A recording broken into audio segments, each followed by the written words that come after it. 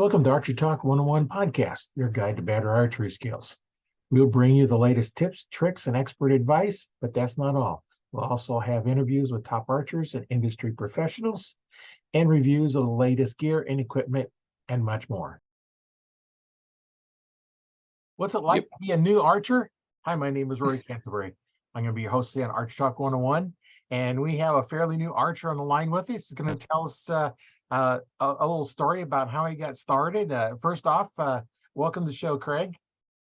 Hello, I'm Craig Savino here in Brooklyn, New York. I'm a martial arts instructor in the city, actually. I teach Chinese Kung Fu called Wing Chun. And yeah, I'm super new to archery, but loving it so far. Really enjoy it. So yeah. Yeah, it's kind of interesting. I took and I taught Hapkido for many years. And excellent. Yeah. One of the things that I do is I've kind of incorporated some of the martial arts in how I teach archery, because there's a lot of similarities between it. And absolutely, as you probably see, and we get into some more of that kind of stuff, you'll see it's like, oh, okay, that's why I'm doing it.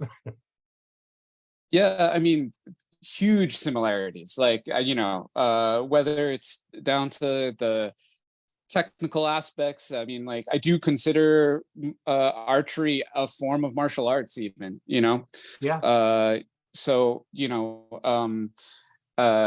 historically that's been so and in terms of like the focus and in all sorts of martial arts, especially the one I teach, we also teach use of different weapons and making sure that tool is an extension of yourself. So like all sorts of parallels that I'm seeing as I get deeper and deeper into it. So what made you take up the art of archery? So I think I had a particularly stressful year about a little over a year ago, right? It had to do with mostly had to do with work and stuff like that. And one of the things that was challenging for me is that martial arts had always been kind of like a hobby, a thing I'd done on the side, kind of like an outlet. And then eventually, I became an instructor. So I hit this kind of difficult period in my life where I didn't have a hobby to fall back on to kind of like have as a release, right? Like, yeah. I've always liked having things that are kind of physically involved. I've always liked getting my hands involved in things. There was a period where, like, for example, I taught myself how to make circuit boards and small electronics because it was just something I could do with my hands for a while. So I was looking for a hobby to do. A friend of mine had been already shooting at a range here in the city, and he got me a introduction class at that range. Went to an introduction class and I was like, oh, this is a blast. I just want to kind of keep doing that.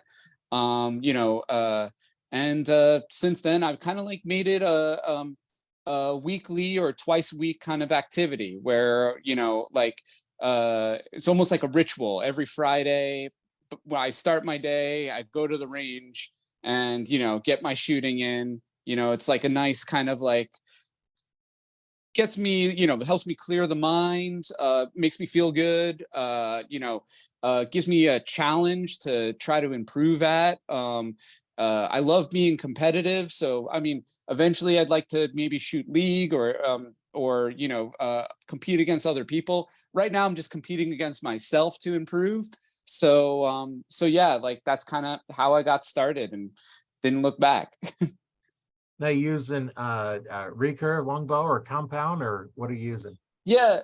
So when the introduction, so the club that I've been going to is called Gotham Archery. They've got locations in downtown Manhattan and Gowanus in Brooklyn. And their introduction, they offer you to try, you can either try with a compound or a recurve, target recurve.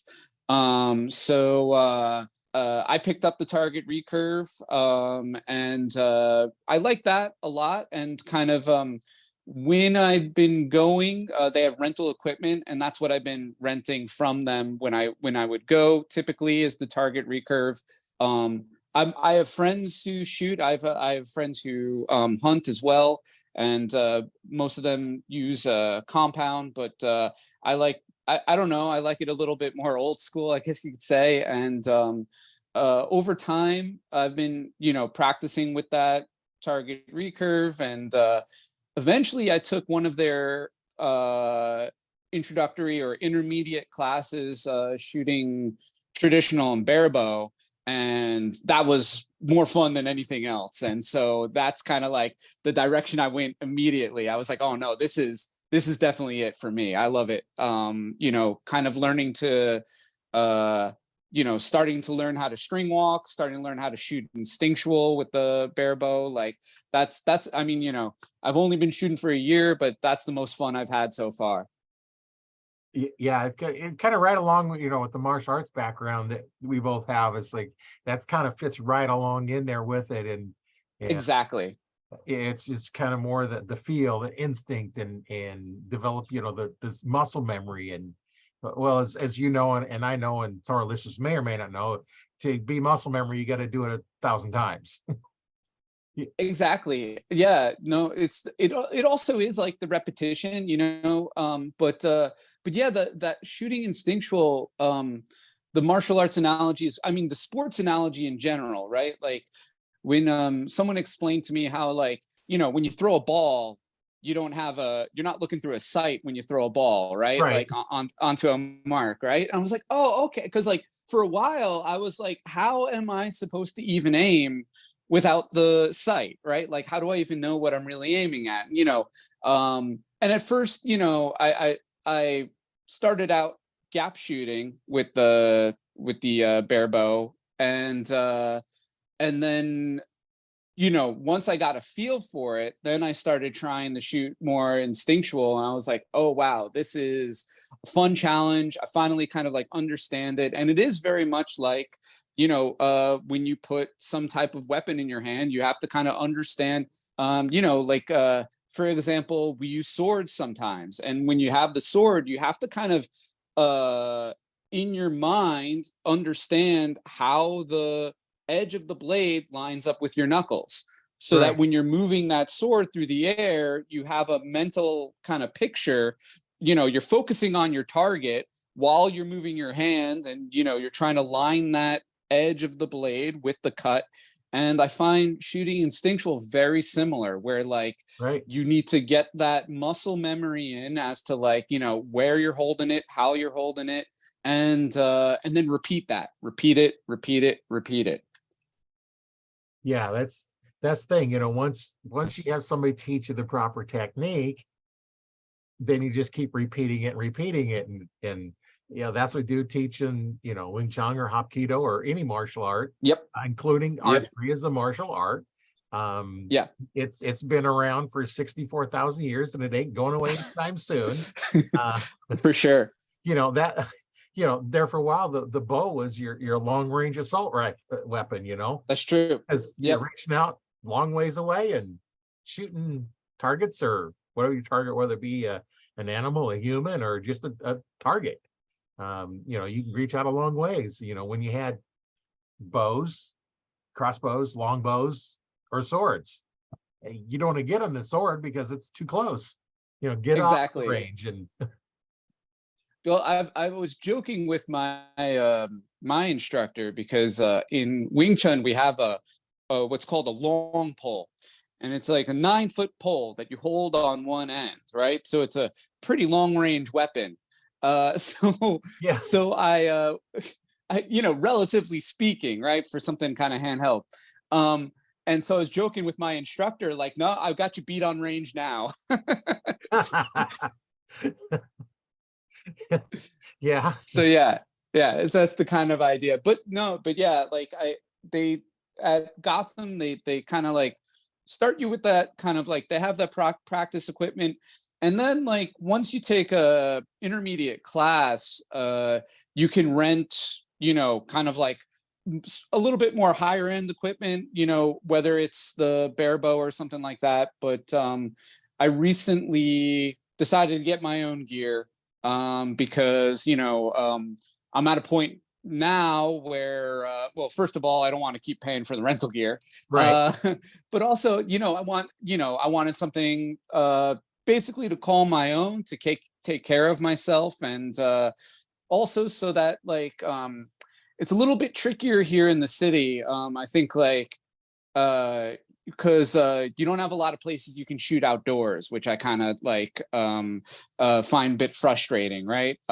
There's a couple places. They're hard to get to though, especially if you don't have a car. So which most of us here in the city do not. So yeah, my mom lives down in North Carolina, and I'm thinking about, bringing some gear down when I visit her, and I can shoot down there outdoors, which would be nice, right? But yeah, so I want to have my own stuff, just so that's a possibility, Right.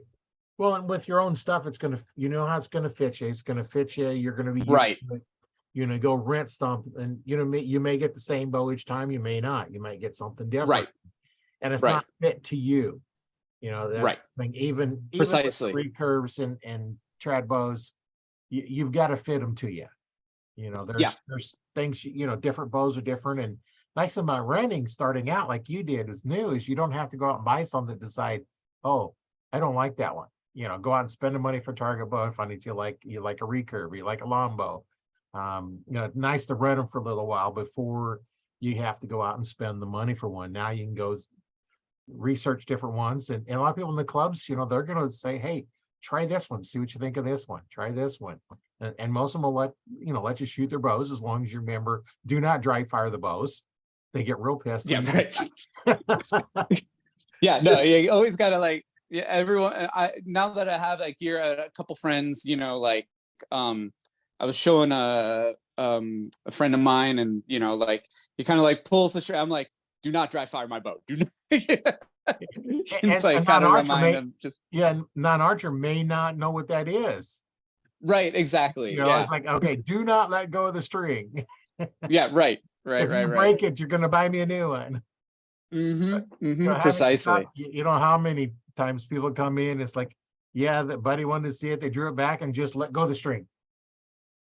They didn't know they couldn't do it. And now the bow's all blown apart. Right. Not only it's that bent axles, broken strings, could be cracked limbs, all kinds of stuff. Yeah, I think most people I know, it's not very common, I think, here in the city, right? Right. So there's not a lot of, knowledge about that. But like I said, I do have a handful of friends that either do hunt or do target archery actually now. So it's pretty cool. So yeah, there's a lot, for a new archer, there's a lot of stuff you can do like you're doing. Just shoot, see how well you can get, and then decide, hey, I want to just do target, or I want to go hunt, or do both. Just because you have bow doesn't mean you have to hunt. There's a lot of people that don't hunt because they spend so much time just shooting for fun, or then you turn in pro, and then now it's a job again. I think for me, part of the allure, like I said, I do enjoy being competitive. So, and right now, like I said, that competition is against myself. I imagine, in the not too distant future, that competition is going to be against my friends who shoot. And then, beyond that, if I have time for it, if it lines up with my schedule, Gotham has a league that I'd like to shoot in, just to see, how I measure up to other people in the club. And I think that would be a lot of fun. And personally, for me, that's exciting, right? I know, I love to fish, but hunting, I don't know if that's really for me, not because of the shooting or the harvesting of the animals, so much as I just don't want to be sitting in a tree blind all for hours, right? And so more power to my friends who hunt, and they're fantastic with it. That's not my scene. So that's kind of where the division is. It's not about the shooting at all. It's just about the kind of just sitting there for a while. As much as I love to sit in the woods for a while. I love it, but I like to do it comfortably. Well, there's some pretty comfortable tree stands, and you got That's blinds and fair. stuff, and That's fair. you That's know, fair. the nice thing is you're going to be out there in nature, and you're going to see things as an archer sitting in a tree stand, camoed up, that nobody else gets to see. Yeah, I mean, I like my friends who do, I definitely get like the whole story from them, and it does sound great. And who knows, maybe eventually they'll win me over to I don't know, going out for turkey next year or something like that. So you're going to go after the harder of the animals, the turkey. Yeah, exactly. Right. Yeah. Well, that's the thing is they went for turkey recently, and I came up empty-handed because of that. But I think they'll be going for.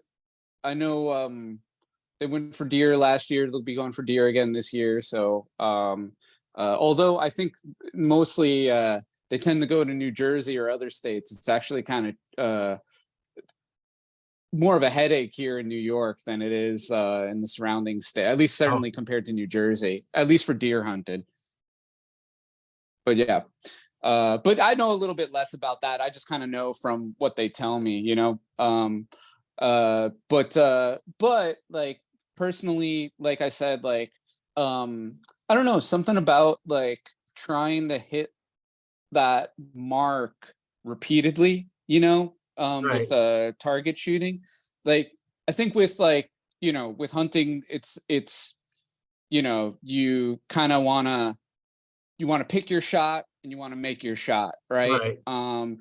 Whereas what I like about target shooting is kind of like I want to repeat that performance a couple times, right? Like right Yeah. away, and that to me is exciting, like that's kind of like I love that challenge, right? Like that that challenge of being able to repeat. And like that's the nice thing about like with comparing it to martial arts, right?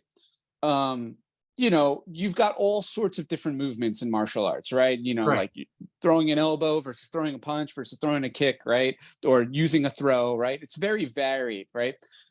With archery, it's like you're trying to kind of emulate that form time and time again. You're trying to hit that anchor, that same anchor every single Right. time, right? Because you want your release to be clean every single time, right? And so you want to repeat your motions so that there's a consistency, and you want to repeat that one motion and that one and that shot, like maybe like first shot that was okay, second shot, wow, that felt perfect and it flew just exactly how I wanted it to fly, right? And when you feel that, right, the like like it all kind of came together, that kind of like zen feeling, right? And then trying to repeat that, right? Like trying to kind of stay in that mindset. I love that. So I like that idea, like the idea that you want to repeat it, but at the same time not get in your head about it. I like that Right. challenge. Yeah, and that's one thing that martial art teaches us, because we're going to go through, and you're going to there's a feeling when you execute that perfect roundhouse. It just feels so good, and it Right. hits good, and our focus is right. And like when you're breaking a board, you don't look at the board, because then you don't Right. break it. You have to look to where you're Right. going. So you got to ignore the stuff in between and execute the technique perfectly. Because if you don't, you're punching a board and you don't execute that technique perfectly, you hurt your hand. Yeah, and it's like I said, it's really interesting how that that best shot that you make, in my experience, like the best shot I have all round, or the best shot if I go shooting for an hour, the best shots I make in that hour are not the ones where I'm like obsessive about all those elements. They're the shots where I kind of like just the motion almost comes out almost naturally, right? Right. Like you go through the same motions that you have been going through, and you hit the marks that you've been thinking about hitting. But in the moment of that shot, you're not like hyper obsessing about any of it. it all just comes together as kind of the motion, right? Like, Right. and the focus on the target, all kind of like, it's hard to describe because there's nothing really to describe in terms of what's going on in your mind, right? You've got your focus on the target, and it's almost like your body goes through the motion on its own accord. And then all of a sudden everything kind of falls into place. And so like being able, like chasing that is like so much fun. It's the fun that I always got out of practicing martial arts, and now it's the fun that I get out of shooting archery. Yeah, it's like, you spend a lot of time training, developing reactions and stuff. And, like now, used to be something fall off the table, I'm reaching for it as it's falling. But now, if the training is like, I go for it, I'm wait for it to get to my hand. It's like, boom, Right. there it is. And let it follow, come to my hand instead of doing there. And, that comes in from, some of the practice where you have the kicking pad and you're ready to punch and they drop it and you got to punch it. Well, you can't punch where it's at because it's gone. You got to judge that, and that's some of this same things that we do in archery. And one of the things I teach when I teach it, I don't teach off to the side in front of you. I teach almost straight off to the side because I want that hand to be pointing to the target. My index finger points to my target. Same thing you're doing when you punch, it goes straight to that target. And you want to have your hand going from here down to this point in between here. What I tell is like having martial arts experience, like, okay, think a heel palm strike. Okay, that's where you're pushing from. And those not in martial arts wouldn't have a clue what I'm talking about. That's why I ask you know anything about martial arts. And if you do, you know what a heel palm strike is. That is your pushing point because that aligns up to go straight to your target. And one of the things that I do a lot of practice is I can practice my technique without a bow. Because I have a string that I have that has a loop that fits around my thumb, and then I can push with it through my hand. I use a release aid. You can do it with fingers as well. And then if my form is off, that string hangs up on my thumb. When my form is on, that string goes straight to my target. That's a way you can practice at home without having a bow and shooting it, because in your house you've got to have a target. If you miss it, then you put all right. And it depends on if you own or rent. Probably where you're at, you're probably most likely renting.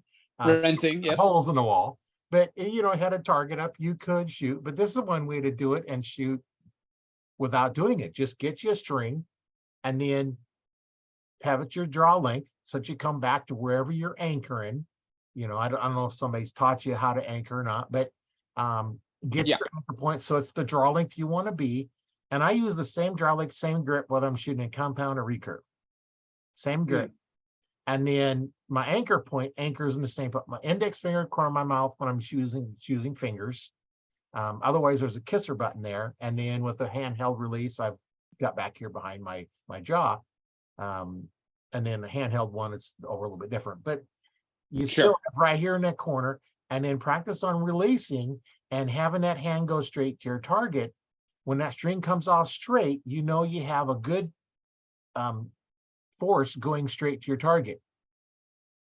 How are you going to break? When you break, most force going through the target. And if you're off to the side, now it's like instead of punching the board straight, parallel to it, you're off at an angle. Now you're not hitting on the first two knuckles, you're hitting on the second or third one. Well, a chance of breaking your hand, but you don't go through. So all that lines up to be most efficient power going to it. And it keeps that arrow going in a nice straight line. So interestingly, first of all, early this year, in a kind of freak accident at school, wound up actually breaking two knuckles in my right hand. And, I'm a right hand dominant. And so I've been drawing with my right hand. And here I am, rehabbing my hand, right? And I'm like, oh man, it's going to be forever before I can shoot again. And I realized two things. First of all, I could teach myself, I've not been shooting so long. I could teach myself to draw with my left hand because my knuckles healed quick enough that I figured I can still hold the bow, especially because it's really, you know, the pressure, like you said, is really going into this part of the palm, Right. so much as not these fingers here, right? It's in here. So I can hold the bow with my right hand, and I could teach myself to draw with my left. It's not that hard, right? And the other thing I realized is that I am, as a matter of fact, cross-eye dominant. My left eye is my dominant eye, but my right hand is my dominant hand. So I'm cross-eye dominant. So what I started to do before I went back to the range was I got some resistance bands, and I was just practicing, you know, that push with my right hand, just to make sure I could do that. So I could feel the pressure in there. I can kind of get a sense for what that feels like, and also make sure I could take whatever pressure was coming down my arm there. And then also practicing with the same resistance band, just making sure I could draw that weight with my left, and felt it pretty comfortable. And, you know, I'm not, you know, the bow that I got, it's a 30-pound draw, so it's not super heavy, at least not for my standards. You know, I'm an athletic guy as it is. And a lot of the muscles involved, especially in the back, are the same muscles we use to punch. So yeah, like I found it very natural to switch to left hand. I'm shooting better lefty than I was righty. So, so it was a good switch. It was kind of exactly. So it was almost like a happy accident in a way. So there's that aspect to it. As far as, like, you know, the technical details, you know, there's a ton of resources online, and I think, like, you know, it's kind of like a, well, you know, that comes, you know, there's a good side and a bad side to that, right? Like, you know, whether it's like your channel, there are lots of other channels on YouTube with lots of advice, but and lots of it is super helpful. But sometimes there's just so much of it, and you don't know where to start. You know, what is most important to focus on right now, and all that kind of stuff. So I've been trying to keep it simple, you know, kind of like one or two elements at a time, make sure I understand what I'm doing, get the practice in, make sure I'm comfortable before I start, like, thinking of something else. And that's another reason why I kind of, like, you know, feel pretty happy shooting with shooting traditional, is that it's very pared down, you know, so I'm not like worrying about like a lot of different equipment, or that I have to, like, you know, at this stage as an archer, you know, it was a very, you know, beginner archer. It's not like I need to have a bow that's tuned to the you know, to the fine, right? You know what I mean? Like, what's most important is, I think, you know, and this is kind of like what I say to my students, what's most important is that you get out there and you do the thing, right? Like, that you don't, like, find these, don't start setting yourself roadblocks to not practice. Right. You know, it's very easy to find, like, oh, you know, like, I got to do this before I can practice. I got to have that before I can practice, right? No. Like, clear the roadblocks and get the practice in. Find one thing, one small thing to practice or to focus on, to improve. And then once you feel, like, comfortable with that, then focus on the next thing, then the next thing. Because it's so easy to overwhelm yourself with information. It's so easy to overwhelm yourself when you're trying to do what should be like a simple, clean motion, right? And you just got to get out there and practice. And so I've been, you know, as far as anchor point, like, that's one of the things that I've been focusing on recently. Like, where do I really want that to be? So shooting, I've started kind of drawing. I've been either using this is kind of like what I'm debating towards as my reference point, either my middle finger at the corner of the mouth, or, which is basically the same anchor point for me, the feeling of that thumb on the jawline right there. And I'm starting to lean towards the latter, because it's a bit more of a firm, repeatable anchor point, you know, than the finger on the corner of the mouth. And also, one of the issues I've had is that sometimes when I release, my hand is coming away from the release point, which of course is making my arrow go off to I the see that a lot as a right. problem. Yeah. Shoot and they'll pull away instead of coming around. Exactly. It should drag Exactly. around your face. And I'm finding that now that I'm using the jaw line as an anchor, kind of like lining my thumb up with the jaw, making sure it's like right on there. Now I'm not pulling away when I release. Now I'm pulling with my back as I release instead, you know? So, you know, and that's something that like, I would go on YouTube and, you can find 50 different videos, people telling you like this or that about anchor point, right?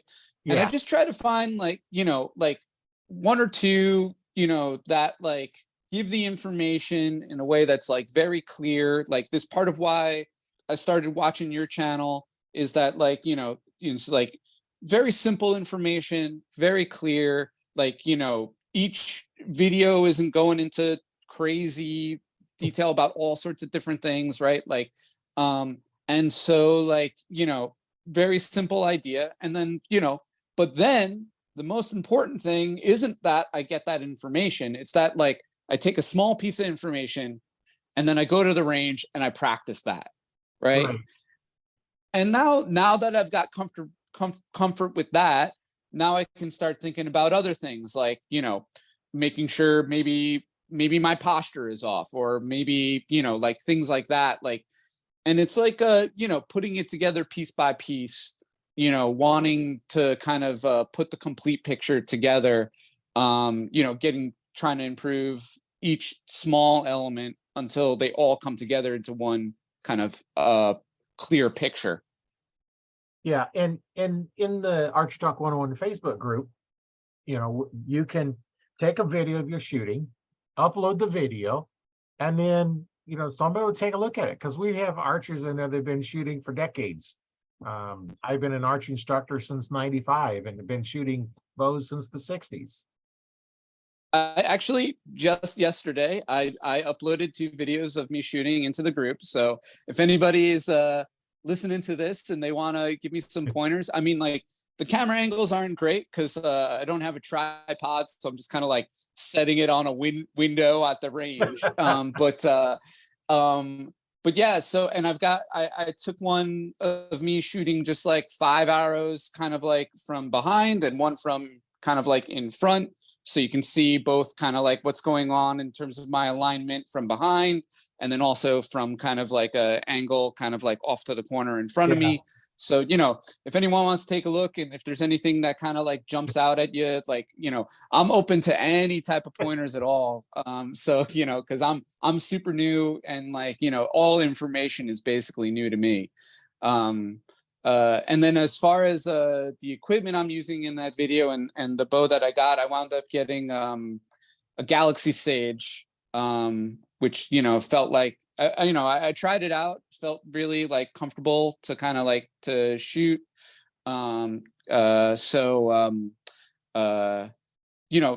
good place to start, I think. And then, I can see myself getting into more expensive, more detailed gear in the future. But like I said, I didn't want to set myself any roadblocks. I wanted to get something that was kind of like mine and in my hands first and foremost, that I could practice with, get my details down.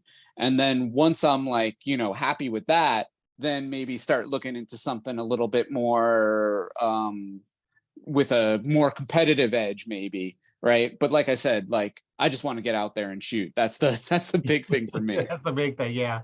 And a lot of times you can just like they used to do, the Japanese, they would, when they was teaching archery, you might draw the bow back and let it down 500 to 1,000 times without even sticking an arrow in it yet, because they're just learning that muscle memory. Go back, that muscle memory, draw, yeah. Get your anchor point, draw, get your anchor point. And one of the things you can do, if you do have sights on them, like in a compound, with your eyes closed, draw back, get your anchor point, open your eyes. If you're not on target, something's wrong with your technique of getting there. Maybe I never even thought about that. Yeah. maybe your hand is off. Don't try and adjust your hand while you're at full draw because it never works right. Let down, get your thing there and move back. Yeah, James in the group's got this. You can definitely get overwhelmed with all the advice out there and methods. I find it's best to dissect the styles and advice, take what feels right and create your own style, stance, shot sequence. And that's Yeah. it. There some of these guys in here have got a lot of experience. We've got actually, full-time instructors, college level, the NAS program. So we have a lot of people have a lot of experience in there and teaching different things. And a lot of them are in there better at the recurve than I am. I don't shoot it as much. That's what I started with, but I'm more in, like my background picture, wherever it is. Yeah. Compound. Yeah, you guys see it. Yeah. Yep. I can see it. It's kind of nice on an archer with a compound shooting at a deer over the nice little sunset. And It sure is pretty. yeah, I seen that picture. I was like, okay, I got to have that in there. So yeah, you just got to figure out what works for you. And one of the things that when I was first learning back tension release, which is kind of what you're doing with recurves as well, is we were standing, maybe 3 feet from the target, enough that we could bend over, grab the arrow and pull it out of the target. And we're shooting with our eyes closed. And we know the technique we're supposed to do. When you finally get it where it feels good, open your eyes, and then your form all goes away. And then you finally get where you can shoot it with your eyes open. There's no target. There's nothing to shoot at. And that's one of the things you can do is if you're at a place where you can get close on the target, where you don't have to worry about somebody walking in front of you, or missing and hitting something you don't want to hit. Draw back, eyes closed, go through the technique and see what it feels like. What I used to do with the compounds is they'd have a wrist strap on with a trigger. I'd say, keep your finger off the trigger, draw back. Your only job is to aim. When you're ready, tell me you're ready. And then at some point, I will pull the trigger for you. And sometimes I don't even tell them doing it. It's like, okay, aim, aim, aim. And then I'll pull the trigger. 9 times out of 10, they hit the spot they were aiming at. Wow. Because all I had to do is aim. Because you remember in archery, we have one job to store energy. Well, actually 2, store energy and aim. It's not pulling the trigger. It's not releasing the string. It's draw, store energy, and aim. That's it. That's all we have to think about doing. The subconscious should go through all the rest. And the same thing, like on the recurve, you're going to draw back. It's kind of like make a circle with your shoulder blades as you're drawing back. Draw off your shoulder blades, not your arms or not your chest. See people pulling across your chest and raising up. That's your weak muscles. Use them back muscles. And then with the recurve, with your release, you want to make a curve around another circle. So here's your pivot point, pivot around that. And yeah, that James says bare bell is a great tool. It does it all the time. Yeah, it's a great tool for knowing what the technique is. And it wants to feel like it rips out of your fingers, and on a string, when you're shooting your fingers, you don't want to have it back at the second knuckle. Now, if the caliper, I want that trigger at my second knuckle because you don't pull the trigger. You want it right on from this first joint up to that pad. Because if it's too far deep, as you start relaxing your hand, now it rubs across all those fingers. It rolls off the finger. Yeah. So you want right at the tip and draw back. Now I like to use my index finger, which also puts my thumb, like you're saying, right back here. Yeah. It's kind of maybe a dual one. So as you're going back, sit back there and get to that anchor point. So your hand is all there. And now as you're releasing, just relax the fingers as you're pulling back and rub those fingers across back from here straight back so that your finger comes right in that pocket behind your ear, that pressure point. Yeah. You've probably felt that pressure point before, right? Yeah. I know some martial arts, we've stimulated that one a few times. But draw that finger. So, okay, you want to hit that pressure point every time, or whatever you want to do. Maybe your knuckle across, but take that and run it across. So that is all the practice you want to, and get in there and do that. And don't worry about where the arrow goes. Don't aim. In fact, if you do with your eyes closed, it'd even be better until you've got that. Every time you release, this hand goes straight to your target. and this comes back and touch. Now I can't go any further than that. My shoulder just won't let me go any further. But some people are more flexible. When I shoot, you see some of them shoot a compound, the hand goes flying back. Mine doesn't.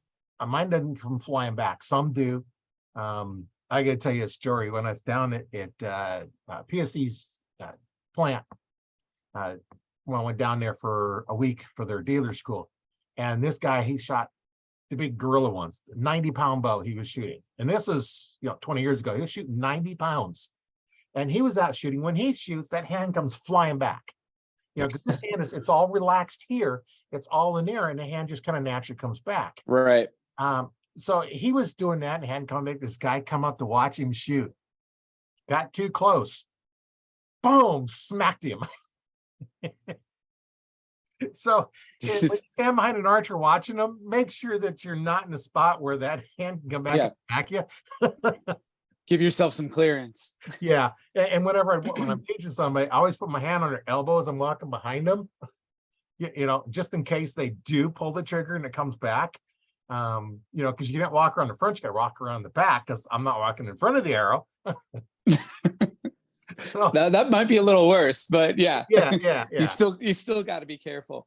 Yeah, I really like that idea, like you said, about first of all, just drawing, just going through that motion over and over again. Like, don't even need a target, don't even need an arrow, just getting drilling that motion in a term that I use in martial arts instruction, that I got from some movement coaches that I learned from, which is grease the groove. You want to grease the groove of the movement. And how do you do that? You do the movement repeatedly. And you start, in terms of movement coaching, you start greasing that groove with no weight or super lightweight. And then you kind of build yourself to that resistance that you want to work at, right? Because that's another thing where it's common in martial arts world and fitness world that you learn some new movement and you're like, oh yeah, I'm gonna hit the bag super hard or lift the crazy amount of weight or something like that, and then unless you're some kind of one of those rare physical freaks of nature, you're going to injure yourself, right? And then you got to start all over again, right? So for me, when you kind of described that, I was like, yeah, I need that would be super helpful, even before getting to the point, like you say, having a target so close you could just grab the arrow out and practicing, just going through the motion eyes closed, being able to just grease the groove of the movement itself. That's something I'm definitely going to kind of add to my practice, because, like I said, I don't have the opportunity to shoot at the range every day, as much as I would like to, and because mentally, that's where I would, anytime I want to improve at something, like I said, when I'm in that competitive mindset, whether that's competition against myself or competition against other people, in that competitive mindset, I'm like, I want to practice every day. I want to practice every day. I want to put in time, put in the time to improve, because, again, same thing with martial arts. If you want to improve, you have to put in time. In fact, one of the things that I tell my students is that the term Kung Fu actually doesn't have to do with martial arts. The term Kung Fu means it's a skill that you build over time.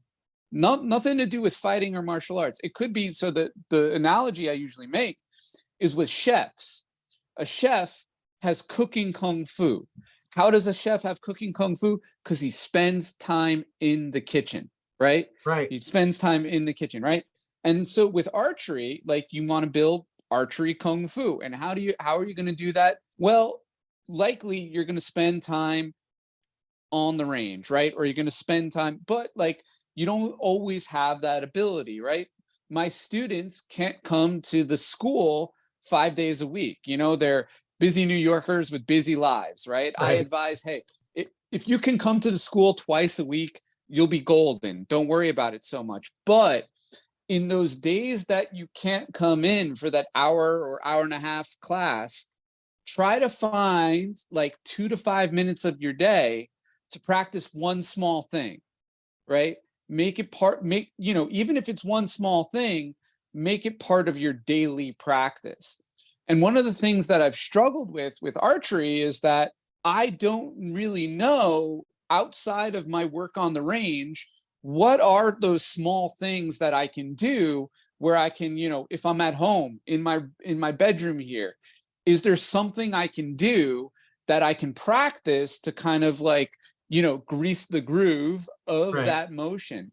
And I had not even thought about that I can just grab my bow and practice that movement over and over again. I can grease that groove without firing, and then, if I can find some sort of like situation where I can practice super close range, I can do that. So like that's something I'm kind of interested in, like that. I don't know how much information, because there's, like I said, there's tons of information.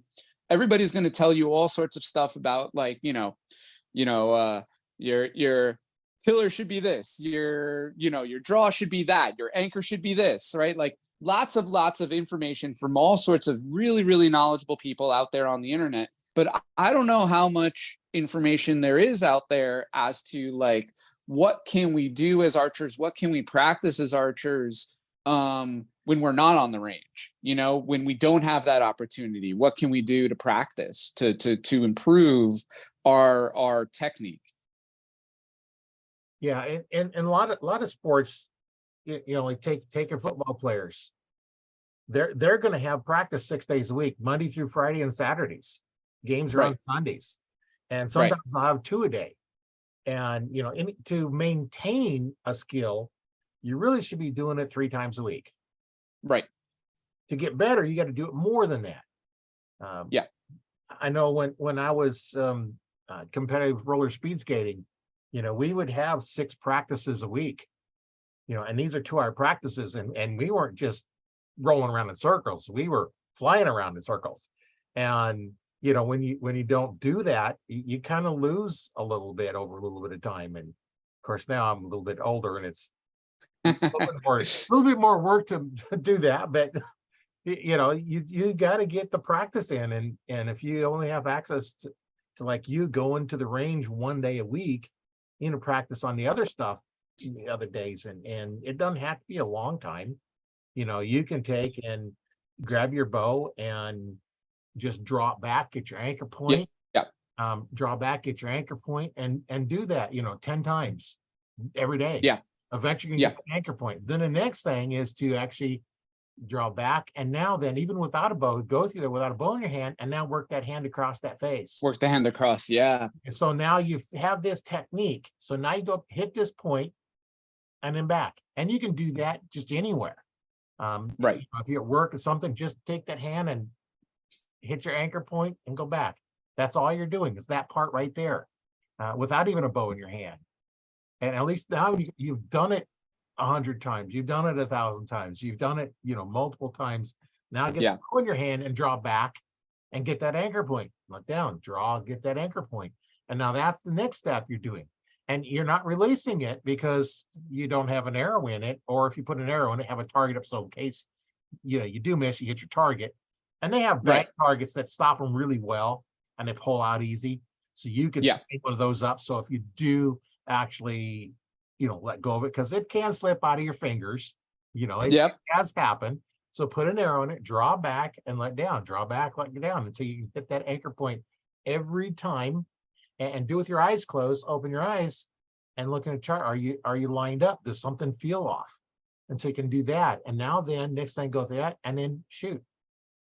And you could do that in your house, because you're not shooting long distance. yeah, Just hang the target exactly. right height. And, Yeah, I would make sure that, if you do miss, you have, something, leeway. Yeah, a little absolutely. leeway, those bag targets, a good 2 feet square. So if you're lining up and you're close to it, you're not going to miss it. And then Yeah, absolutely. somebody comes in the room, they're not gonna walk in front of you. I wouldn't shoot across Ex- your doorway. You lock the door so nobody can just come in.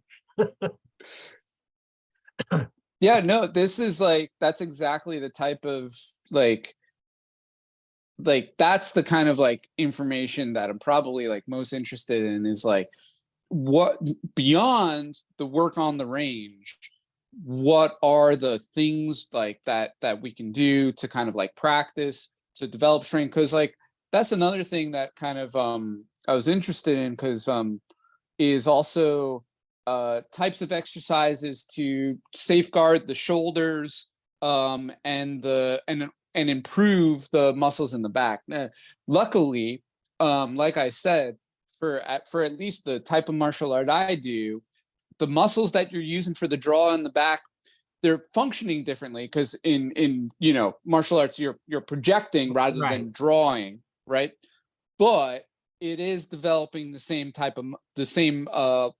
muscle chain. Yeah. And the other thing is that because I'm an instructor, one of the things that I have to do is that I have to have students yanking on my arms all the time. Right. So a lot of my personal training is doing exercises that safeguard and improve my shoulders. So, when I started looking into, I'm like, all right, I'm picking up this new hobby. But, this could potentially put strain on my shoulders. And so I started looking into maybe exercises that archers use, maybe to kind of, and I was like, oh, it's all the same stuff that I've been doing actually to kind of, make sure that, your rotator cuff and everything in there, because that's an injury that I've had, over time in martial arts. I've had a rotator cuff tendonitis.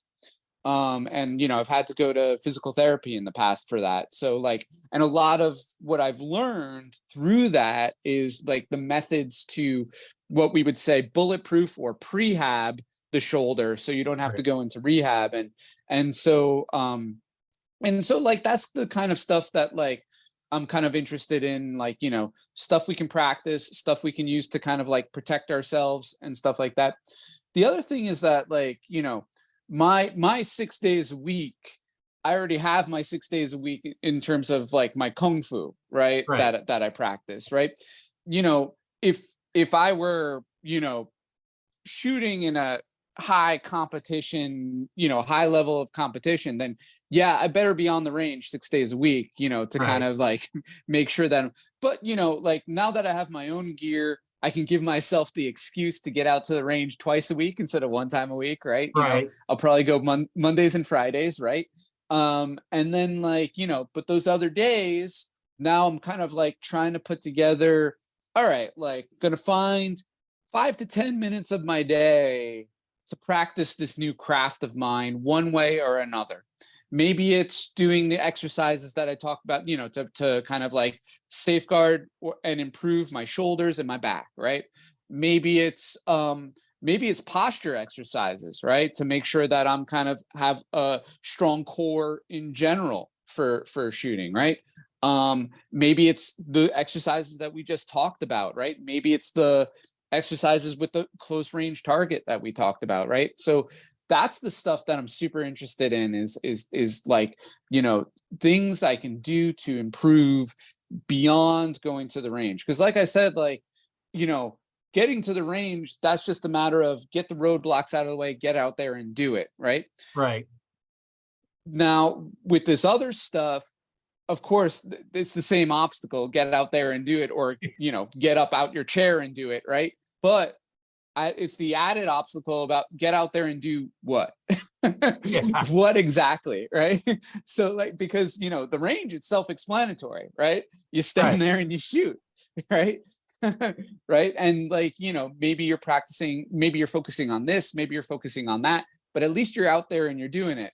When you're at home and you can't get to the range, it's like, what are the things I can practice? What are the things I can focus on? And sometimes that's that could also be so right now it's like I'm kind of in the I guess what you would call the research phase, right? To kind of right? Like Yeah, to like you're a putting white belt in together. archery. Exactly. Yeah. And so like, and it's also like, I'm not in a situation where I have like a regular instructor, right? I'm like super thankful for a community like Archery Talk 101, where there's people with much more knowledge. You can kind of put yourself out there and they can give you advice, right? But that's different from having like a regular instructor, right? That you're going to Right. see regularly, right? Who's going to give you advice. Right now, I don't have that. I'm not sure I will have that in the future because like due to time and money, right? Because, people should be paid for that type of work and they should be paid Right. well.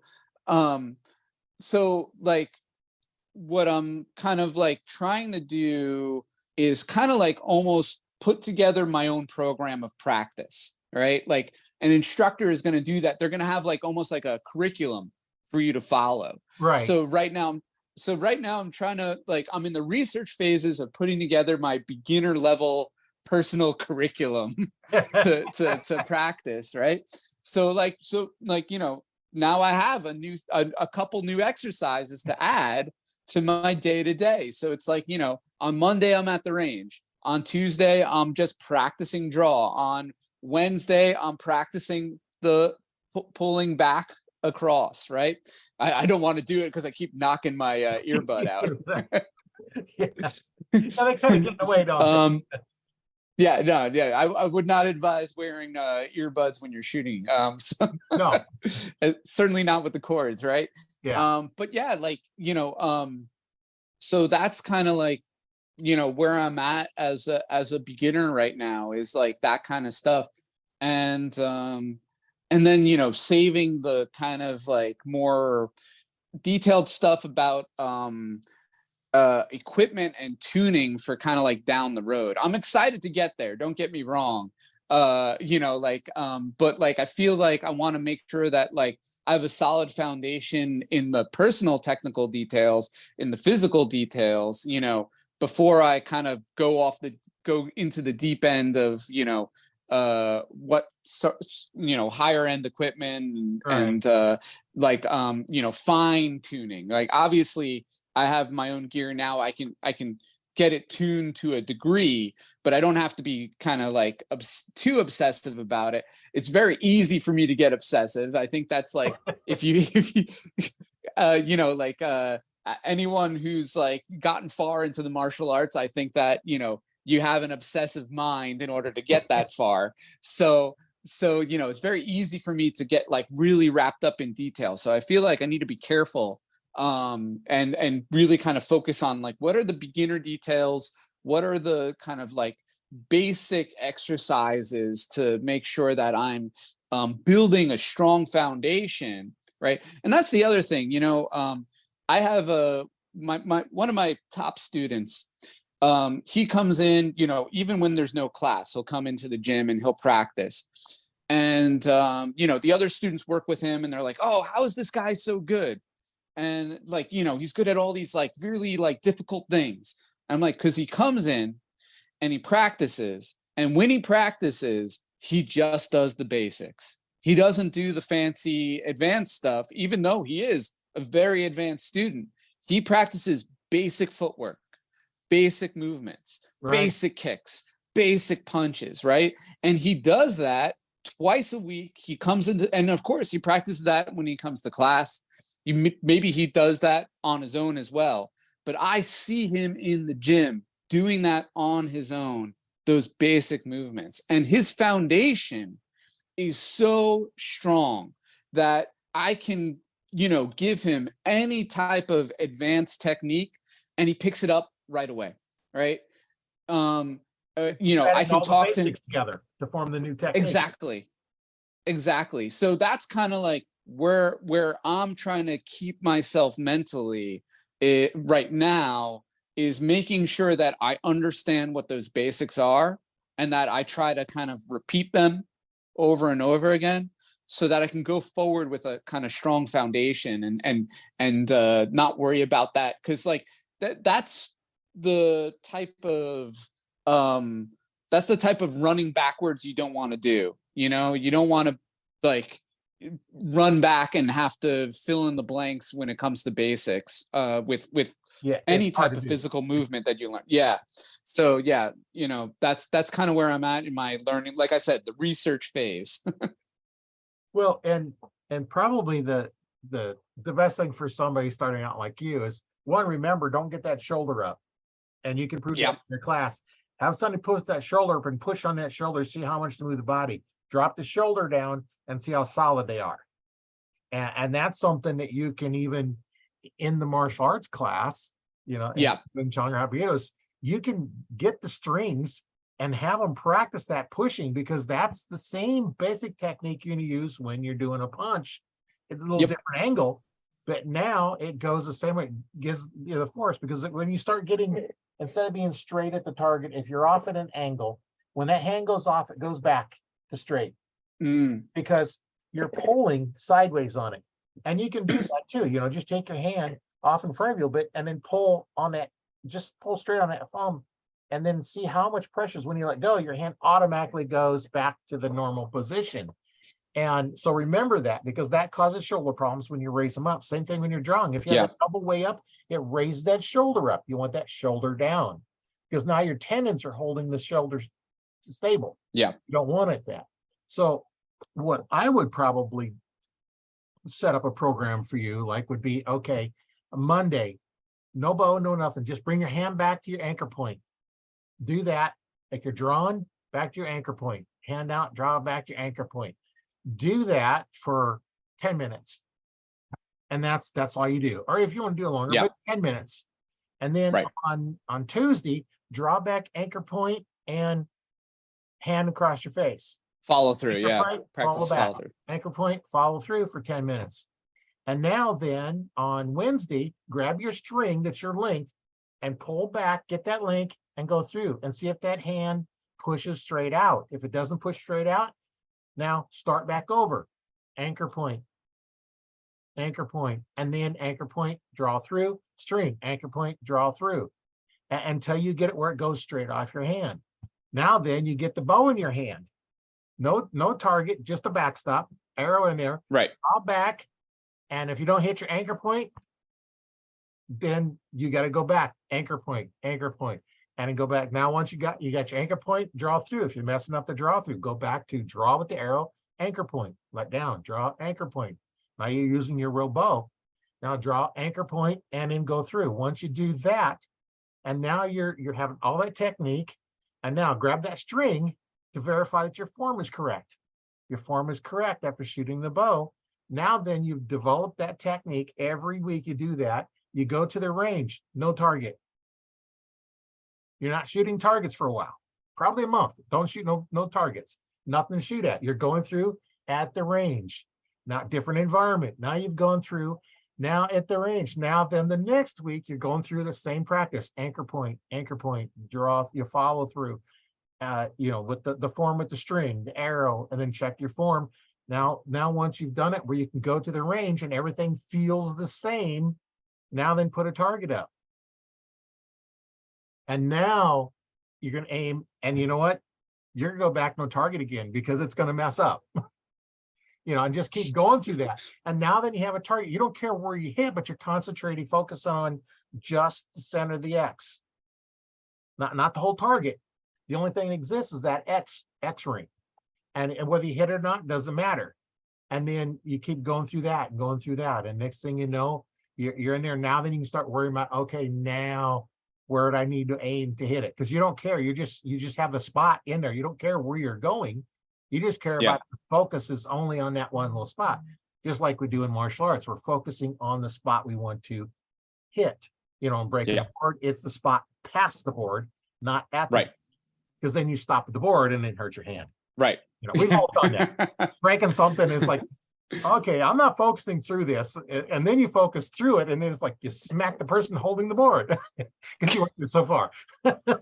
It does happen. It does happen. Especially like, with a spin kick or something like that. You hit it a few times and the holders are kind of weak. And it's like, okay, you go through and you bury through so far and you hit them in the chest. And it's like, well, hold it more solid next time from the start. but it's a lot of technique, like the Yeah. master I was learning from, he'd take a candle, take two pieces of regular writing paper, cut holes and hang the candle. This is a real candle, and break the candle in the string without tearing paper. I was like, oh. Then he started doing two because it's too easy. And it's like, so I tried it. I was able to do it. You take the candle, you break the candle in half, and you don't tear the paper. And Nice. that's all just learning the proper technique and executed. Because now I probably couldn't do it because I haven't worked out in those things. Right. Yeah. But hey, I've done it, and it was kind of cool when you do it, and but it's that practice. Yeah. Then your technique is you don't have to think about it. You just do it, and it's like, oh, this is cool.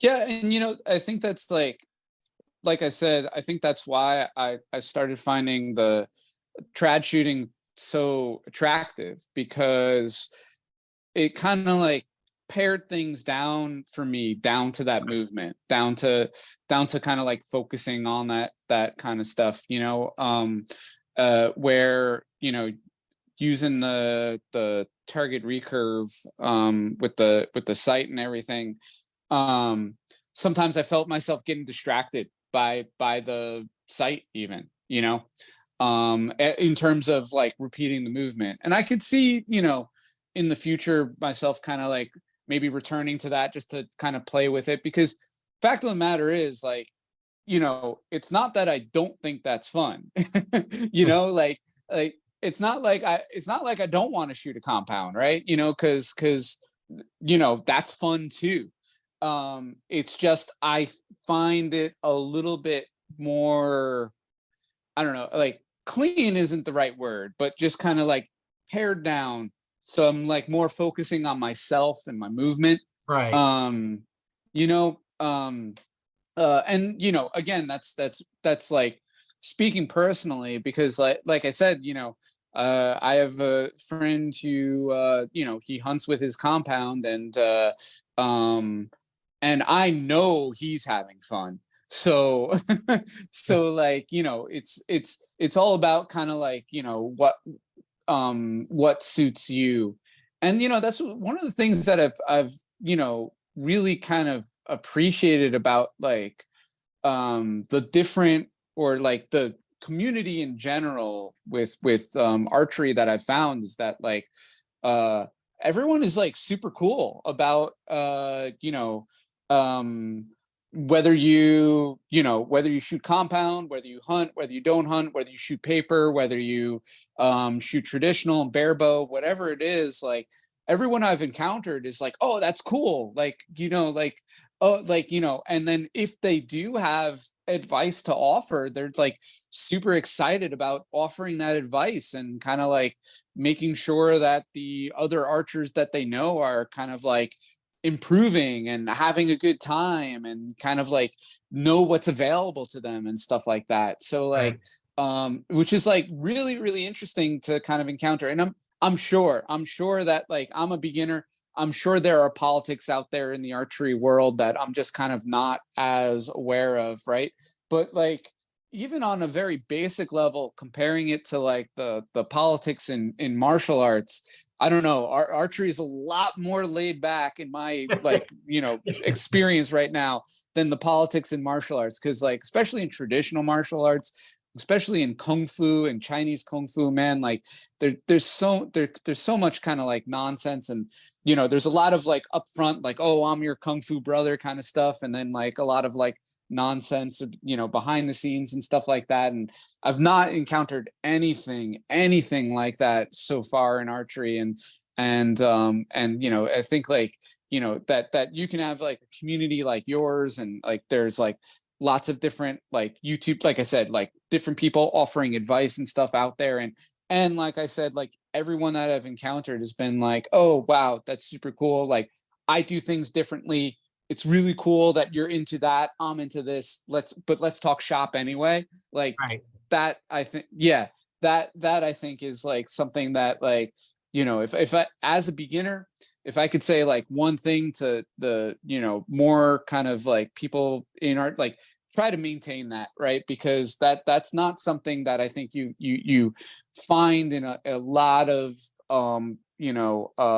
whether it's like craft or martial art or other kind of, and archery's has a competitive element, right? Like where, you can, and yet there's like so much, I think, encouragement out there for people to improve, to get better, and so like that to me, like, is, I was going to shoot either way because I think it's fun, but kind of meeting other archers, whether it's online or in person, and kind of getting that kind of like open, welcoming, encouraging attitude, that's been a really helpful and, of course, encouraging sort of thing to kind of encounter, and very exciting, actually, to kind of like realize that like the people around you, the people you're going to meet, are for the most part really excited for you to kind of like get going and get shooting. Yeah, I know. I've talked to people before. They were at a tournament, and the person they were shooting against was helping them. Yeah, They're struggling, and they're out there to win, but yet they're helping you get better, because you know what? The better you get, the better they get. Just like in any sport. I've done it, when I competitive roller skating, I'm out there skating with somebody's better than me. I skate better. Same thing in martial arts. Somebody that is better than you, you're watching what you're learning from them, and it makes you better. If you're hanging around people that you're the best at, you're not going to get any better. There's nothing to push you. So you always want to have somebody around that is a next higher level than you that you can learn from. And most of us archers, we're going to help teach you. That we're going to help you out. And that's what the group is set up to do, is help you out. And that's why I call it Arch Talk 101, because we're out there to help new archers. We've got archers in there, they've been shooting for 70 years. And we got archers in there like you, basically 7 months, or a little bit more. Yeah, there you go. Yeah, exactly. And we got people that in there that just shoot for fun. We have some that have formed hunting groups. We have, and I've interviewed a lot of these. We have archers from all over the world in the group. In fact, I have to bring up Google Maps to figure out where they're at, because I don't know the country or the city or the state or whatever it is. And I bring it up, it's like, oh, okay, they're outside Italy, or they're over in Serbia, or they're in Bosnia or something. And I've talked to people all over the world on the podcast. If you go back and look, I've talked to people in several different countries, and they're all say the same thing. It's basically the same conversation, but yet it's not the same conversation. Yeah, you know what I mean? Where it's, where it's all just the community helping to get the other communities, and there's, archery is a community that if you have a bow in your hand and an archer sees you, you're going to have somebody come up and chat with you about archery. Yeah, exactly. Any other sport, like you got a football in your hand. Well, nobody's going to really come up and talk to you like they do in the archery world. And there's archers in here that, in the archery world, that have all kinds of handicaps that they're still shooting archery. It's super cool. And like, I think it's like, really, like I said, like I've not encountered that in the martial arts world, or at least not in the kung fu and traditional martial arts world so much. It's funny, at least with like traditional Chinese martial arts, it's like there's a lot of politics there, and then it's like I get along better with like people who do like judo and jiu-jitsu and boxing than with a lot of people who do like the same martial art I do, because there's a lot of like nonsense politics in there for no good reason. Like there's no reason there has to be that, like, that contentiousness, right? So like encountering that in the archery world, like has been super encouraging, super exciting. And, like, like I said, like I'm loving it. I'm having a great time personally. But like the fact that like, and so when I started, I very much thought of it as the sort of thing where it's like, all right, I might, meet a couple people that I'm on the range with, right?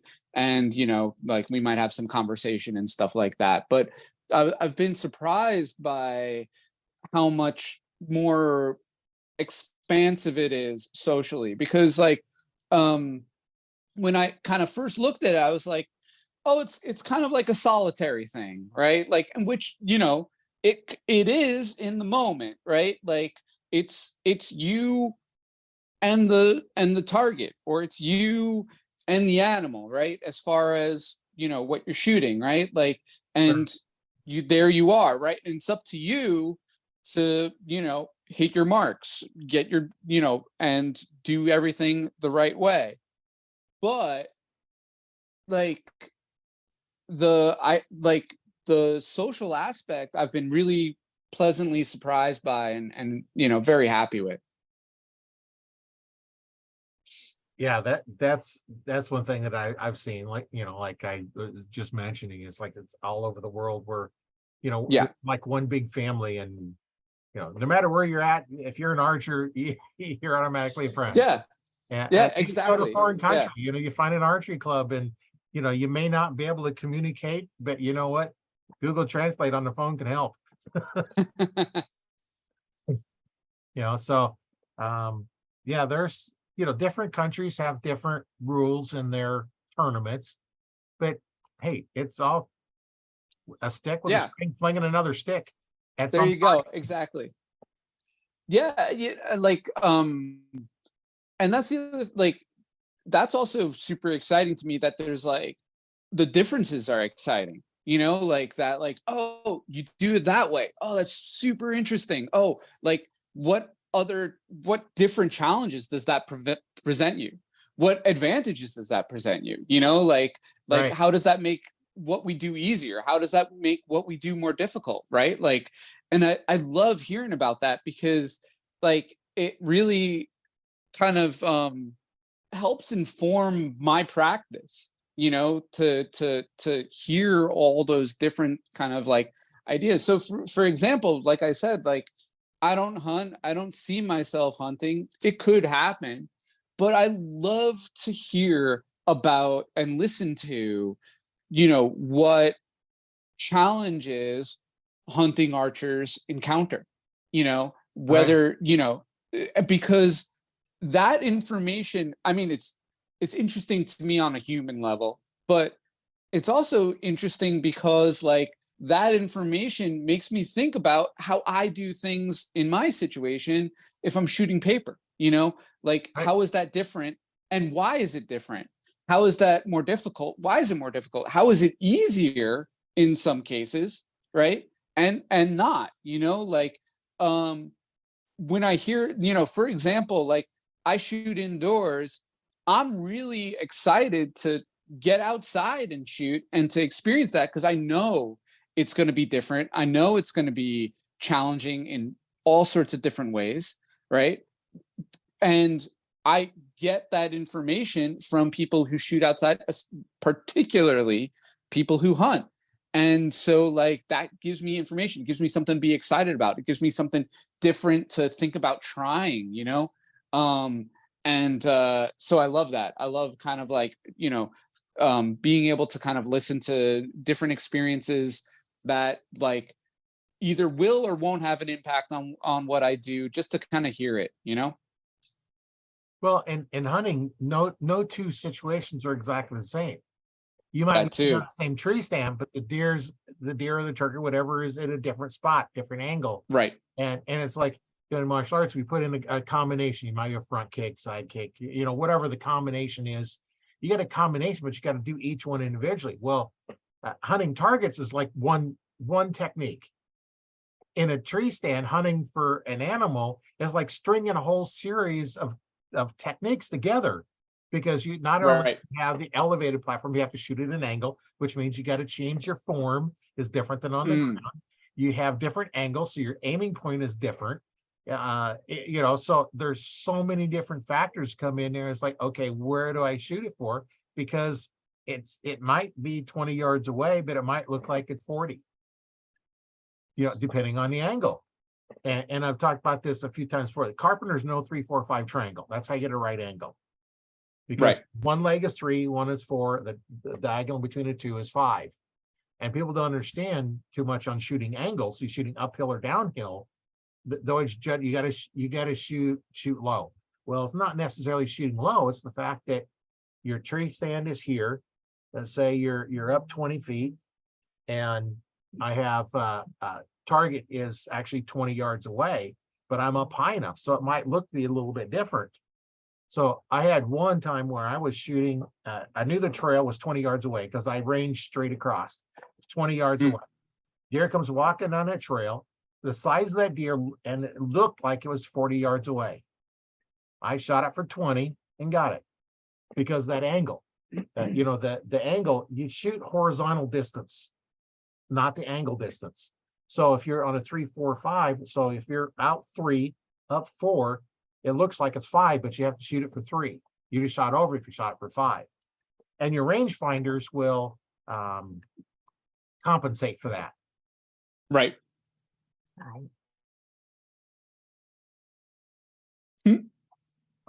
My wife's leaving. go to the bank or something. So I had a ghost showing up in the background. Yeah, I saw a little bit. Yeah, that's good. A hand just shows up in here and mysterious. Yeah, you never know. Yeah, it's there's a lot to learn in there. So now you got to do trigonometry. Right. So you have a different technique. You got to do math, figure out your angle, and then you got to figure out, okay, your body has to be the same. So from the waist up, it never changes. Whether you turn forward, backwards, up, or down, the waist up that's your form. That does not change no matter what you're doing. If you're shooting up, you have to bend at the waist to shoot up. If you're shooting down, you got to do that. If you're in a tree stand and it comes off the sides, you got to bend at the waist, but nothing from the waist up changes. It can't change because that's your form. If you change that, if you drop your arm, well, that changes the angle the peep is going. It changes the angle everything else is going, and you're just going to miss. So that's multiple things that you don't run into when you're shooting at targets on the ground indoors. You don't have the wind. Now you have to deal with the wind. And that's another technique you got to put together. How to fight the wind and still keep your form. So hunting poses challenges. I was watching an outdoor competition that was in the rain, and I was like, "Oh, that must be hard as hell." But like my watching that wasn't like, "Oh, that's something I'm not going to encounter." I watched that. I'm like, "Oh, I want to try that." I want to see how hard it is. I want to see how I have to adjust, and like that's what I mean. Like, like I'm competitively minded, not necessarily about, I need to be better than anybody else, although that can be fun. But in the sense that like I love a challenge, and I love to find something where I have room for improvement, and I have kind of like a path, at least a somewhat clear path of what that improvement looks like, like that's there's everything that, like, the things that I enjoy most, in terms of like learning new things, improving at things, like that's what I love. I love some kind of challenge like that. So hearing about kind of like how you need to adjust, the things you got to kind of like do mentally, and that's the other thing is that like the fact that like there's a intense physical and mental aspect to archery, and that, like I was saying earlier, those best shots that you shoot are when those things come together so well that you don't even realize how well they came together, right? Like, like that shot, you know, that arrow fires from that string and it's in the target before you even realize how well everything kind of even came together, before you even realize, you know, like how well you kind of hit that motion. There are times where like what I've realized is that like if I'm standing there kind of like holding myself at that draw for too long, I realize I'm too in my own head about my aiming, you know, which is also one reason why I started practicing recently shooting instinctual and finding myself like very happy with it, is that like, you know, I'm not so hyper focused on making sure that like I'm targeting in some sort of way, because what will happen is sometimes I'll be standing there, I'll be at full draw and I'll be like not satisfied with, you know, with how things are lining up, and then I'm in my head about how things are lining up, and then by the time I release, it's still not where I want it to be, right? Like, whereas like if I'm shooting more instinctual, and then it's like I'm just going through the motion, getting it where it feels right, and firing. All right, that was my result. Hey, look, that was pretty good.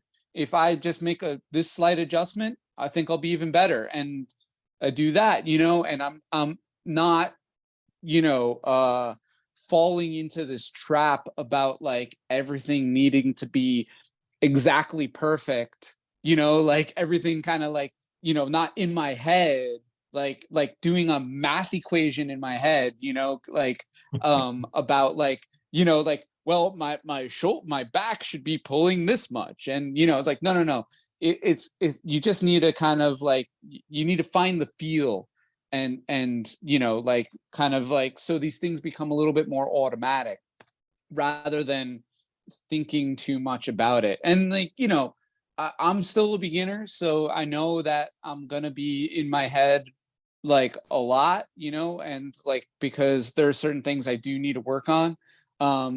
But I'm, you know, it's the same kind of progression advice that I give to students when I'm teaching them martial arts, is that like, you know, at first you go through motions like they have training wheels, but what you need to do is you need to smooth things out. Usually I use the old, you know, the old phrase for them that slow is smooth and smooth is fast. So if you want to, you know, if you want to be quick, make sure you practice slowly. But when you practice slowly, make sure you practice smoothly, because if you practice slow and staccato, or if you practice fast and staccato, where you keep kind of freezing when there's moment, no. You need to be consistently moving, right? Like the old, you know, everybody likes to quote Bruce Lee, be water, right? You know, like, and so, right. But like, I find that like my best shots are when I'm basically slow and smooth, and the shot goes out quicker that way, right? My release is sooner that way, right? Because I'm not rushing to get everything lined up perfectly, right? I'm just making sure I'm going through the motion slowly so that I'm doing it correctly. And then, you know, then I'm not kind of waiting for the shot to be perfect. The shot just goes. Right. Yeah. I know that's the same thing, you know, back, you know, with martial arts background, we kind of divert back to that because it's all the kind of this stuff. As when, you know, when just think about your first Wing Chun class. Oh yeah. As opposed to now, you know, how much more right it was. And I've seen white belts, you know, doing techniques, and they're just making this tight old fist, and they're just trying to punch, and it's like, well, yeah, you know, those lich thing you're watching, make a tight fist and try and move that hand fast. You can't do it. Right. You're tense. Loosen that hand up, you can go a whole lot quicker. Well, in martial arts, you know, we're going to teach a nice loose hand, you know, like water. And then just before you hit, you turn it to ice. You're going to turn it, you know, water to ice. You know, you're tensing up right before you hit, because it's all smoothness. And I've sparred with, you know, white belts, and they're just working and sweating and I'm just kind of relaxed. Don't they kick, I block it, they kick, I block it, they punch, I block it. It's like I'm not working at all because smooth. I've seen it coming so many times that I know what's coming up before they get it off, but that's just one of the things you get by doing it over and over and over. And you kind of learn things, like there was one time I was sparring with a green, was a boxer. Boxers like to put those ribs open. Well, Yeah. I think it was a sidekick. I started sidekick as he punched open them ribs up. I stopped the kick and he still was end up pissing blood for a while because he run into my Right. foot. Because if I'd have pushed and kicked, You would have gone right through him. Yeah, exactly. Oh yeah. He'd have probably never got back up and come back to class because he'd have been hurting that bad. It's just one of those things that you just have to relax and you're aware of things going. As you draw back, you're gonna feel what's going on, and as everything feels right, don't think about what's going on. Just you've done it so many times, you're focusing on where you want the arrow to go. You're not watching the arrow fly. You're looking where the arrow wants to go, and you just go the thing, and because you've practiced all those elements, and it just goes. I think that with it's something that I've started to come to realize with archery is that like it's easy, or it was easy when I was getting started, to kind of fall into the trap of that image of the full draw, right, and the anchor point, and thinking of that as like something like as a very static thing, right, as a position, right. It's a very similar problem in traditional martial arts, where you learn a form, and when you learn the form, you learn different shapes, different positions, right, to kind of like have your arms or your legs in as you do the form. But the form is just, like when you're actually sparring, you don't want to pose, right? The moment you pose is the moment you get hit, right? And it's all about, it's all about continuous movement, right? Like you need to always be moving. And what I've come to realize is that the archery is no different, that it's not about a static position that you're trying to hit, although there is the anchor point. The anchor point is really just like a point of reference so that you are, hitting the same mark through the movement. And that's why I really like the advice you gave me earlier about the follow through, pulling across, right? And about practicing that pulling back and across, right? I really like that advice, and I'm excited to practice that because it's a really helpful reminder to me that shooting is a movement. It's not a static position. It's about movement that, we're doing. And yeah, we're storing kinetic energy. And that's another thing where we can kind of like fool ourselves into thinking it's about, something that's still, and of course there are times where you do kind of need to pause for a moment, maybe in full draw, just to kind of like make sure it feels right before you release. But the idea, or the bigger idea, is you should be thinking about pulling, you should be thinking about, or your body should be following through, not, oh, I'm at my anchor point, that's all I need. You know what I mean? Because then you don't, so like having a movement mindset rather than a static position mindset, I'm more and more finding is like, first of all, something that is very similar between my work and, this new hobby of mine. And then also like finding it very, very helpful in terms of making sure that like it feels right. And that's like that's the best thing about it to me, is that like that's so exciting, right? When it feels right, and you see, like, you watch that arrow fly, it lands where you want it to land, like that's like that, you feel it in your body. Like it's not just a mental feeling, it's a physical feeling of everything kind of like coming together. Like it's so much fun. Yeah, there's been times when you draw back and you don't think it's a good shot, but the shot feels just like it's supposed to. And arrow Right. goes where it's supposed to. But you thought it was a bad shot when it went off, but no, it was a good shot because everything worked out like it's supposed to. Exactly. And Exactly. trust the process. And Trust the process. like everything, when you draw back, if you draw back, you get your anchor point, you hesitate 1 second and then follow through. Do that every time. If you draw back, hit your anchor point and just keep going, then do that every time. As soon as you stop and change that sequence, now you're out of sequence. And now you have to think about it. As soon as you start thinking about the draw process, that's when you're thinking about it and you're not aiming anymore. Because you Right. you can't aim and think about anything else. Right. Right. So while you're aiming, if you have to think about, for those that shoot a wrist strap, if you have to pull the trigger with your finger, you have to think about moving the finger because it's a fine motor skill. In archery, aiming is a fine Right. motor skill. Humans cannot do two at the same time.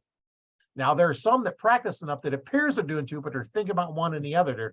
They're able to transfer two thoughts, Right. quick. Like I'll teach people, it's like quit pulling the trigger, and it's like, okay, now aim without thinking about pulling the trigger. And now that they say, well, I can do that. But now then switch hands and it all goes away. So that's one of the things that we have to think about, when you're doing that is make it an instinct. So you don't, if you have to think about it, like now doing the basic technique, you don't think about it, you just do it. Yeah. You don't Just do it. I need to do this and this and this. When you first started out, day one in your class, you had to think about, I had to do this and this and this and this. Now you don't think about it, you just do it. And that's where we want to get to in archery. It says you're drawing back, you just do it. You don't think about it. It's just automatic. Yeah. There's no thought in it. Once you take the thought out of the process, it becomes a reaction. Yeah. And then, once you kind of I think those exercises you gave, one of the reasons I'm excited to practice is because that's exactly the smoothing out of the movement, making that movement smooth and automatic rather than kind of freezing up on it, right? So that I can focus on what I need to focus on in that moment, and that can become smooth and natural. That's kind of exactly what I'm looking for in terms of, basic exercises to keep myself practicing on the day-to-day. Yeah, that's the key, is you just keep practicing. And when you do it for a while, like in your martial arts, if you stop it for a month, you come back, you're a little rusty, but you don't take long to get back. When you're trying to develop it takes a lot to develop those skills. And now it's one of those things that you just do. And those that shoot a long time, they develop that, it's just a habit. Yeah, I think like I said, those fundamentals. And when I very first started, it was hard to figure out what those fundamentals were supposed to be, Right. Which fundamental, because there's a lot of different elements to it, right? A lot of different things you can focus on. So it was kind of hard for me to figure out all right, where should I be putting that time and energy and that focus in terms of practicing. Now I feel a little bit more comfortable, it's also one of those things where, again, figuring that out is also a kind of trial and error process that you can't get to without time on the range, so yeah, that's been the most important thing to me, is just kind of taking every opportunity I can to kind of practice one way or another. And I think that as somebody who runs a martial arts school, right?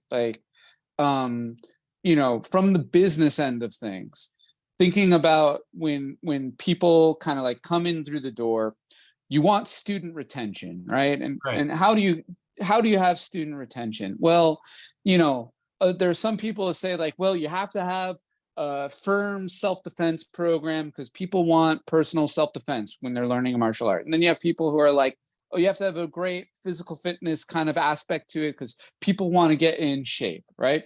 But I'll tell you what, like people show up for all sorts of reasons. But the reason people keep coming back is because they're having fun. Right. And they're having a good time, right?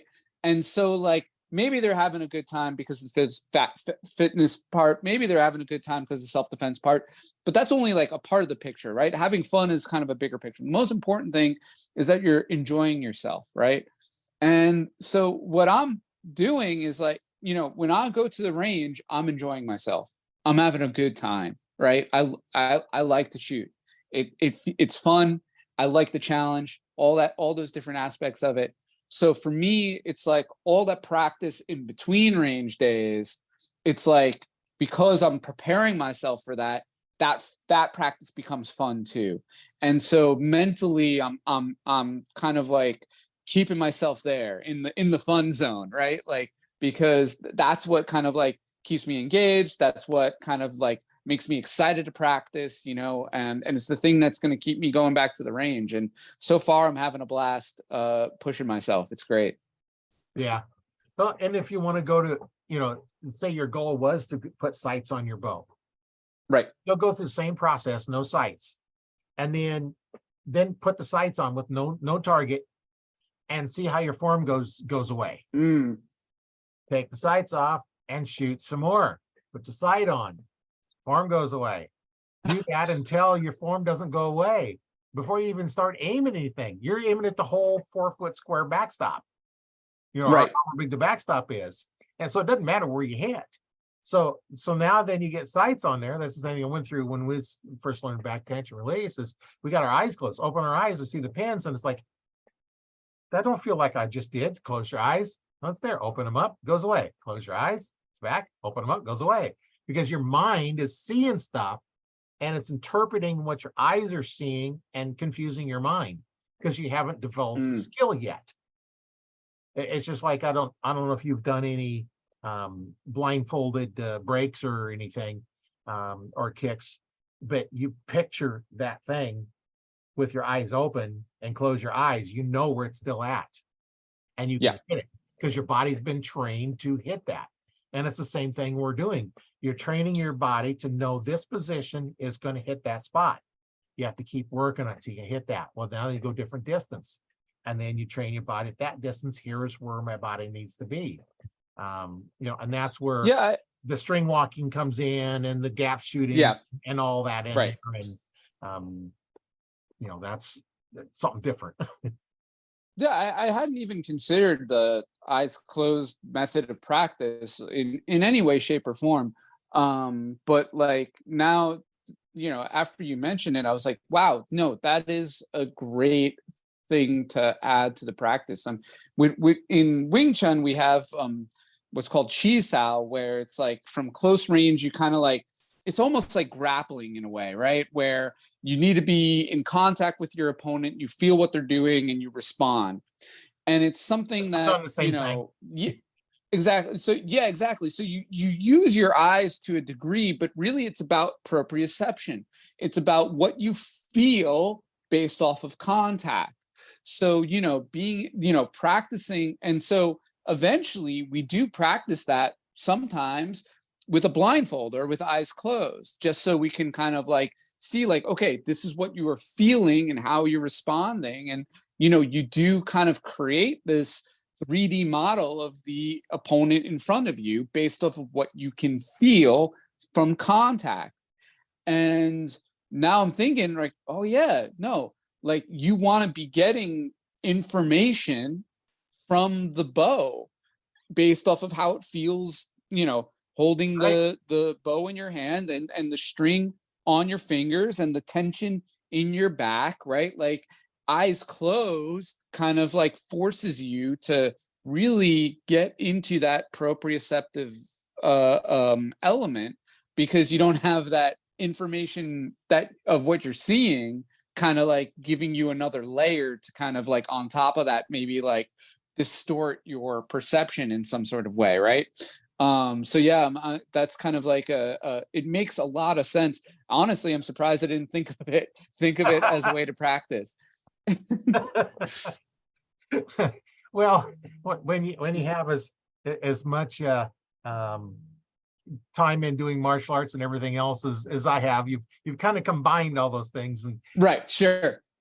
and that's what I've done is, my martial arts training and my archery training is I've kind of merged them a little bit, and a lot of the techniques I do, I'm going to explain them in martial arts chart if I have a martial arts person that has studied a little bit.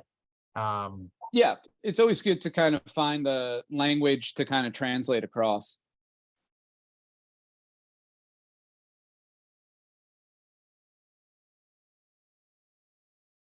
Oh, I think your audio cut out there for a sec. Yeah, my wife called. My son's been trying to get a hold of me, and I've been Oh, okay. ignoring the call, and so she called me. I was trying to get a hold of us. Like, tell him I'm on a call. Yeah, but yeah, it's I've taken and when I explain how I teach, I teach what's best for me, and then we modify it. Mhm. Same thing we've done in martial arts for decades.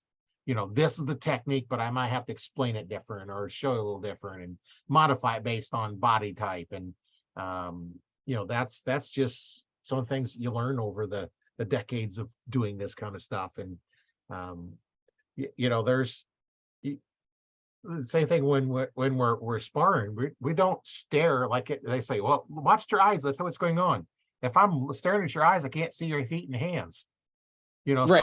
Yeah. so we don't really look at you. We just kind of gaze. If I kind of gaze Yeah. right at the chest level, I can see your feet moving. I can see your hands moving. I don't have to stare at them because I know I can see them moving. And it's just all perception. And when you're shooting a bow, you're kind of you're focusing a little bit different. You are focusing to a specific spot, but you're letting everything else around you just consume what's around you. You're aware Yeah. of it, but you're not really focusing on it. So it's kind of reverse of when you're sparring. There, you're not Yeah. focusing on anything specific, but you're aware of everything. Well, in archery, you're focusing on a specific, but yet aware of everything else because you're not really staring at it. You're seeing it. A perception if something comes in, like some targets you don't want to shoot comes into your vision, you catch it. But other than that, you don't really pay attention to it. So yeah, it's we're I think we're almost 2 hours now. I know. It's easy to kind of get lost in it. I should It probably is. start getting ready to probably get ready to go actually. But this has been super cool, Roy. And the Archery Talk 101 community is super cool. I'm really excited to kind of I'm sure I'll kind of like upload some more videos for critique in the future. And yeah, like I'm a total beginner. Well, maybe not a total beginner. Like, hey, I've got almost a year under my belt, so like that's nothing to frown at. So, but yeah, like super excited for the future and to practice more and to improve. Yeah, you're into it, and I'm about 60 into it, so pushing 60 into it. Not quite, but from the 60s when I got my first bow, and Nice. that's when we had your choice of recurve or longbow and wood or fiber, and There you go. or wood arrows with feathers. So that's all the options you had. Oh, Not well, so many sometimes it's good to options start now. simple. Yeah, start simple and go from there. But yeah, it's been a lot of fun talking with you, and I'm sure we're gonna get together again and see how you're doing, and but you know how to get a hold of me. Yeah, no, I mean, after some time and, once I kind of like, maybe at another stage, it'd be cool to do a check-in in the future. Yeah, it definitely would be fun to do a check-in. Well, my name is Roy Canterbury. I've been your host on Arch Talk 101, and we've had an exciting call this time. And stay tuned for the next one. It's going to be another exciting call. Each one's different, and each one's a lot of fun. Yep. And remember, if you're not a member of the Arch Talk 101 Facebook group, go ahead and join. Upload a video, upload questions. We have bow techs and we have archery instructors in there, and we have all kinds of experience.